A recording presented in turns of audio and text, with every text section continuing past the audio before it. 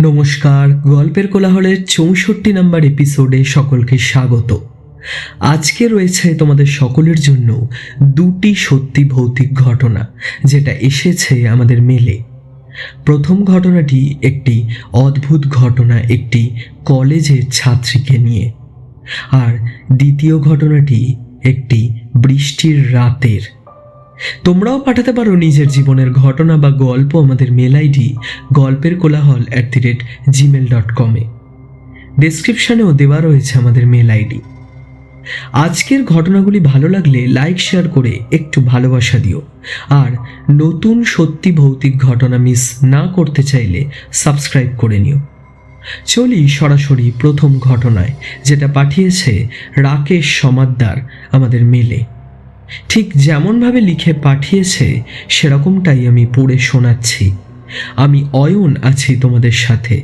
শুরু করছি আজকের প্রথম ঘটনা।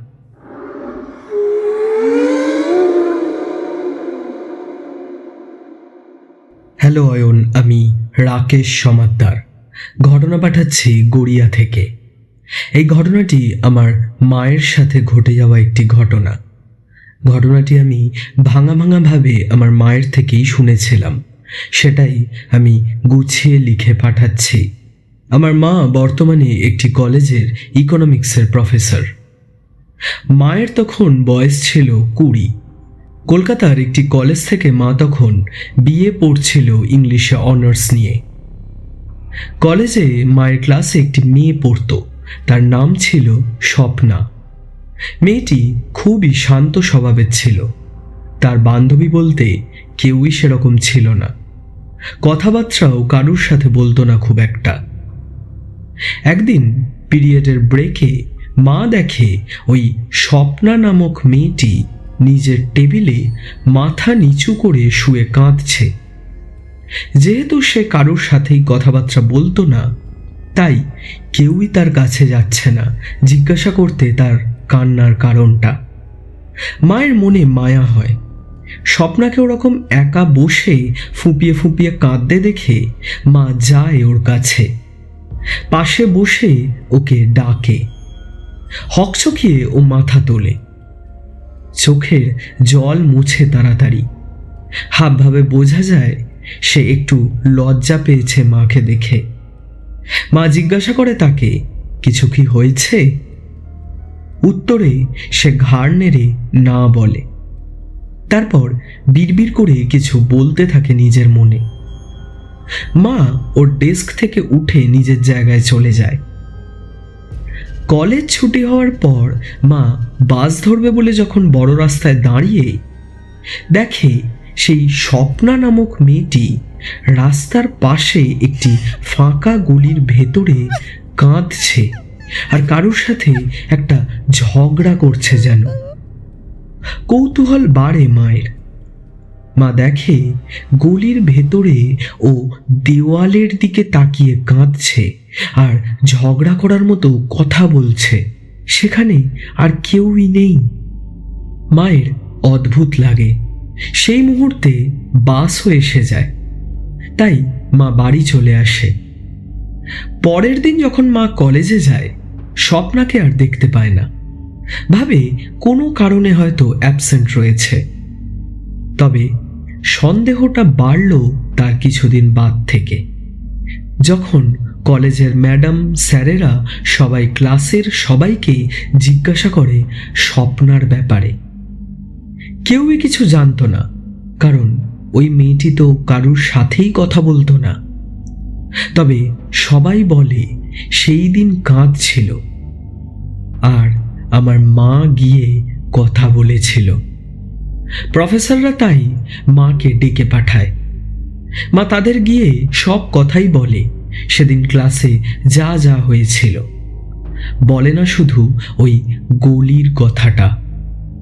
প্রফেসরদের থেকে মা জানতে চায় স্বপ্নার ব্যাপারে। সবাই বলে প্রথমে ভাবা হয়েছিল স্বপ্না হয়তো কোনো কারণে কলেজ আসছে না। যখন 2 সপ্তাহ কেটে যাওয়ার পরেও সে আসে না, কলেজ থেকে ফোন করা হয় তার বাড়িতে। সেই ফোনেরও কোনো উত্তর পাওয়া যায়নি। চিঠিও পাঠানো হয়, সেটারও কোনো উত্তর আসে না। তাই সব স্টুডেন্টদের জিজ্ঞাসা করা হচ্ছে। এই শুনে মা চলে আসে। সেদিন কলেজ থেকে ফেরার সময় আবার মা বাস ধরার জন্য দাঁড়িয়েছিল ওই একই জায়গায়। সেই পাশের ফাঁকা গলির ভেতর থেকে একটি কান্নার আওয়াজ পায় মা। গলাটা চেনা চেনা লাগে। মা গিয়ে দেখে গলিটা ফাঁকা, কেউই নেই সেখানে। তবে সেই কান্নার গলা ছিল স্বপ্নার। তখন বিকালবেলা, রাস্তার চারিদিকে জমজমাট লোকজন। তবে ওই গলিটা যেন একটু বেশি ফাঁকা। ওই সময়তেও গাটা যেন ছমছম করে উঠছিল মায়ের গলিটা দেখে। বাস চলে আসে। মা উঠে বাসের জানলার ধারে সিটে বসে। কিন্তু বাসটা যখন ছেড়ে ওই গলিটার সামনে দিয়ে যায়, মা দেখে ওই ফাঁকা গলির মাঝে দাঁড়িয়ে রয়েছে স্বপ্না। তবে তার মুখ খুবই অদ্ভুত। ঠোঁটের জায়গায় যেন চামড়া গজিয়ে মুখটা বন্ধ হয়ে গেছে, আর চোখগুলো যেন কষ্টে ঠিকরে বেরিয়ে আসছে। ওটা দেখার পর থেকেই মাকে ভাবিয়ে তোলে বেশি করে স্বপ্নার ব্যাপারে। পরের দিন কলেজে গিয়ে মা প্রফেসরদের রুমে গিয়ে ওই কথাটা বলে। তখন যিনি মায়েদের ডিপার্টমেন্টের হেড ছিলেন তিনি বলেন, স্বপ্নার খোঁজ ওই দিন সকালেই পাওয়া গেছে। তবে তার ব্যাপারে কোনো ছাত্রছাত্রীকেই এখন জানানো যাবে না, কলেজের কিছু প্রোটোকলের জন্য। মা জোরজার করায় সেটা মাকে জানানো হয়েছিল। তবে এটাও বলা হয়েছিল মা যেন ওই কথাটা ক্লাসের কাউকে না বলে। স্বপ্নার বাবা মা কিছু বছর আগে একটি দুর্ঘটনায় মারা গিয়েছিল। স্বপ্না থাকতো বাড়িতে তার ঠাকুমার সাথে। তবে তার ঠাকুমা কোনো অলৌকিক বিদ্যা নিয়ে চর্চা করত। সে চাইতো তার ছেলেকে ফিরিয়ে আনতে, মানে স্বপ্নার বাবাকে। আর সেটা স্বপ্নার জীবনের বিনিময় করার চেষ্টা করত। অনেক রকম শারীরিক আর মানসিক অত্যাচার হতো স্বপ্নার ওপর। তাই স্বপ্না কারুর সাথে মিশতে পারত না। সেদিন স্বপ্না বাড়ি ফিরে তার ঠাকুমাকে হত্যা করে আর তারপর নিজেকে শেষ করে দেয়। তবে সেটাই যদিও চেঁচিয়ে ফেলে, তাই জন্য স্বপ্না নিজের গায়ের কিছু চামড়া কেটে তার নিজের মুখটাই সেলাই করে দিয়েছিল। তবে সে কি করে মারা গেছিল সেটা প্রফেসররা জানায় না মাকে। মায়ের মনে কষ্ট, ভয় সব একসাথে জেগে ওঠে। তবে মাঝে মাঝেই মা দেখতে শুরু করলো স্বপ্নাকে। ক্লাসে যখন প্রফেসর পড়াতো, হঠাৎ মা দেখত স্বপ্না দাঁড়িয়ে রয়েছে প্রফেসরের পেছনে। ঠোঁটের জায়গায় চামড়া দিয়ে বন্ধ, চোখটা ঠিকরে বেরিয়ে আসছে। তবে সেটা মা একাই দেখতে পেত। ক্লাসে থাকা প্রফেসররা বা অন্য ছাত্রীরা সেটা দেখতে পেত না। বেশ কিছু মাস কেটে যায়। একদিন রাত্রিরে মা আমার মাসির সাথে বেরিয়েছিল ঘুরতে। ফিরতে ফিরতে সন্ধে হয়ে যায়, আর ফিরছিল ওরা হেঁটে কলেজের সামনে দিয়েই। মাসির সাথে গল্প করতে করতেই রাস্তায় হাঁটছিল। তবে সামনে ছিল সেই গলিটা। মা তখন গলিটার কথা ভুলেই গেছিল। ওই গলিটার সামনে দিয়ে যখন ওরা হেঁটে পার হচ্ছে, মা শুনতে পায় আবার সেই কান্নার আওয়াজ। গলাটা স্বপ্নার। তখন গলিটার ভেতরটা ঘুটঘুটে অন্ধকার, আর মা দেখে সেই অন্ধকারের মধ্যে দাঁড়িয়ে রয়েছে স্বপ্না, তাকিয়ে রয়েছে মায়ের দিকে। মা যেন মন্ত্রমুগ্ধের মতো এগিয়ে যায় গলির ভেতরে।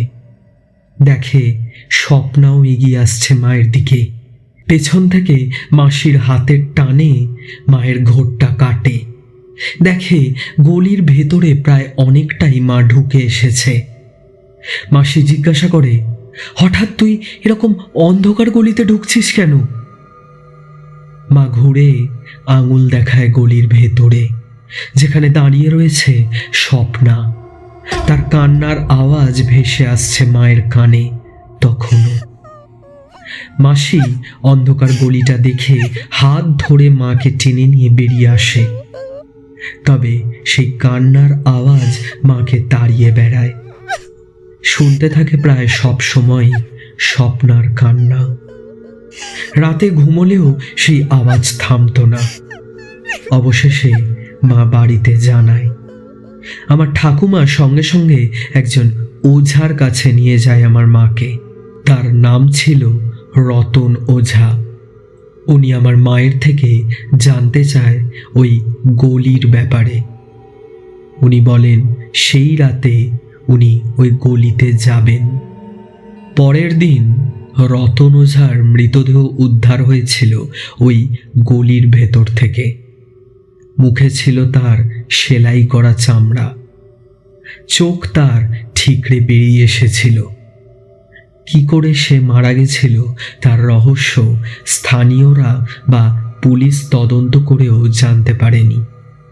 তবে রতন ওঝার ওই ভয়াবহ মৃত্যুর পর থেকে মা আর কখনো স্বপ্নাকে দেখেনি, বা তার কান্নার আওয়াজও মা আর শুনতে পায়নি। হয়তো রতন ওঝা মাকে বাঁচানোর জন্যই নিজের জীবন দিয়েছিল, এমন কাউকে আটকাতে যার হয়তো অসীম শক্তি ছিল। তবে এতগুলো মৃত্যুর রহস্য লুকিয়ে রয়েছে ওই কলেজের উল্টো দিকের সেই গলিতে আজও। আমি দেখেছি সেই গলি, তবে সাহস করে দিনের বেলাতেও আমি ঢুকিনি সেখানে।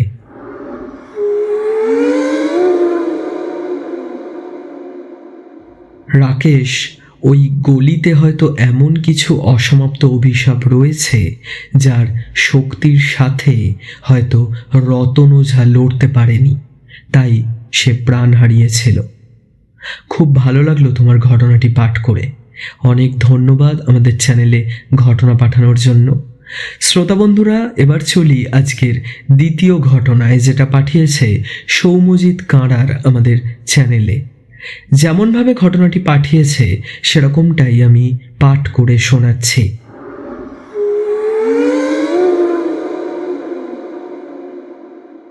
নমস্কার অয়ন, আমি সৌম্যজিৎ কাঁড়ার ঘটনা পাঠাচ্ছি ডানকুনি থেকে। আমার সাথে এই ঘটনাটি ঘটেছে 1 মাস মতো আগে। সেই সময় খুব বৃষ্টি হচ্ছিল আমাদের এখানে। আমি কাজ করি মেডিকেল সেক্টরে, তাই বাড়ি ফিরতে একটু রাতই হয়ে যায় প্রতিদিনই। সেদিন রেনকোট পরে একটি ডাক্তারের ভিজিট করে আমি বাড়ি ফিরছিলাম। বৃষ্টিটা এতটাই জোরে পড়ছিল যে আমি চোখে বৃষ্টির ঝাপটায় কিছু ঠিক করে দেখতে পাচ্ছিলাম না। আমার বাড়ি থেকে তখনও প্রায় আমি 2 কিলোমিটার মতন দূরে। সেখান থেকে দেখি জল জমে রয়েছে রাস্তায়। পাশের পুকুর থেকে জল পুরো উঠে এসেছে। আমি স্থানীয় বলে বুঝতে পারি যে পুকুর কোন দিকে। জমা জলের মধ্যেই আমি বাইক চালিয়ে ফিরছিলাম। আমার চোখে পড়ে একজন ভদ্রলোক, ভালো জামাকাপড় পরা। ওই জমা জলে ভিজতে ভিজতে হেঁটে হেঁটে এগোচ্ছে পুকুরের একদম পাড় ধরে। কোনো ছাতা নেই তার কাছে। আমি কাছে গিয়ে জিজ্ঞাসা করি, উনি ছাতা ছাড়া এরকম বেরিয়েছেন কেন? উনি আমাকে দেখে খুবই খুশি হন, বলেন, আমি বৃষ্টি আসবে বুঝতে পারিনি, তাই ছাতা নিয়ে বেরোইনি। আমি ওনাকে বলি, কোথায় বাড়ি আপনার? উনি বলেন, এই তো 2টো পুকুর পেরোলেই আমার বাড়ি। আমি বলি, উঠে পড়ুন আমার বাইকে, আমি ছেড়ে দিচ্ছি, আমি ওই দিকেই যাব। উনি উঠে পড়েন আমার গাড়িতে। সন্তর্পণে বাইক চালিয়ে আমি এগিয়ে যাই। তবে একটা জিনিস, উনি আমার পেছনে ওঠা থেকে আমাকে ভাবিয়ে তোলে। পেছনে তো উনি উঠলেন, শরীরের গঠনও ওনার ভালোই, তবে আমার যেন মনে হচ্ছিল একাই বাইক চালাচ্ছি আমি। পেছনের সিটে যেন কেউই বসে নেই। আমি লুকিং গ্লাসে দেখি উনি বসে রয়েছেন, আর ওই বৃষ্টির ঝাপটাতেও চোখ খুলে তাকিয়ে রয়েছে সামনের দিকে, যেখানে আমার তাকাতে অসুবিধে হচ্ছে। কোনো রকমে চোখ ছোট করে আমি গাড়ি চালাচ্ছিলাম, এতটাই বৃষ্টির ঝাপটা লাগছিল আমার চোখে। দুটো পুকুর পেরোতেই উনি বলেন, আমাকে এখানেই নামিয়ে দাও, পাশের ওই রাস্তাতেই আমার বাড়ি। আমি নামিয়ে দিই ওনাকে, তারপর বাড়ি ফিরে আসি। সেদিন মাঝরাত থেকেই বৃষ্টি থেমে যায়। পরের দিন সকালে আমি যখন অফিস যাব বলে বেরোচ্ছি, আমার মা আমাকে বলে, বাবা আজকে ওই পুকুর পাড়ের রাস্তাটা দিয়ে যাস না। আমি জিজ্ঞাসা করি, কেন, কি হয়েছে? মা বলে, কাল রাতে ওই বৃষ্টির মধ্যে ওই পুকুরের মধ্যে নাকি একটি মাঝবয়সী লোক পড়ে মারা গিয়েছে। এখন ওখানে অনেক ভিড়, তাই যাস না। আমার মনটা কেমন যেন একটু ছ্যাঁক করে ওঠে।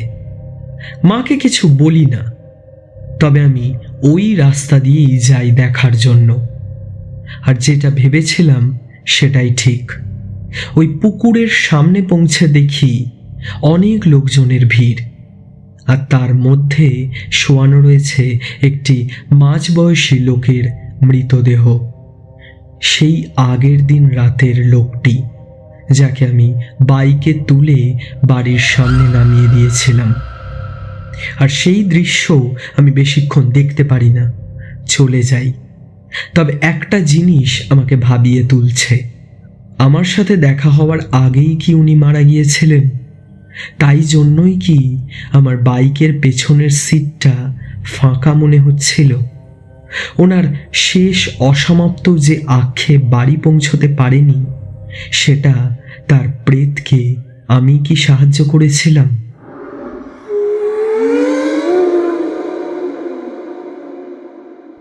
সৌম্যজিৎ, হয়তো তুমি ওনার শেষ ইচ্ছা সম্পূর্ণ করেছিলে, ওনার আত্মাকে সাহায্যর হাত বাড়িয়ে। খুব প্যাথেটিক একটি ব্যাপার। শ্রোতা বন্ধুরা, জানাও তোমাদের কেমন লাগলো আজকের দ্বিতীয় ঘটনাটি। আর সৌম্যজিৎ, অনেক ধন্যবাদ আমাদের চ্যানেলে ঘটনা পাঠানোর জন্য। ঘটনা ভালো লাগলে লাইক শেয়ার করে একটু ভালোবাসা দিও, আর সাবস্ক্রাইব করতে কিন্তু ভুলো না।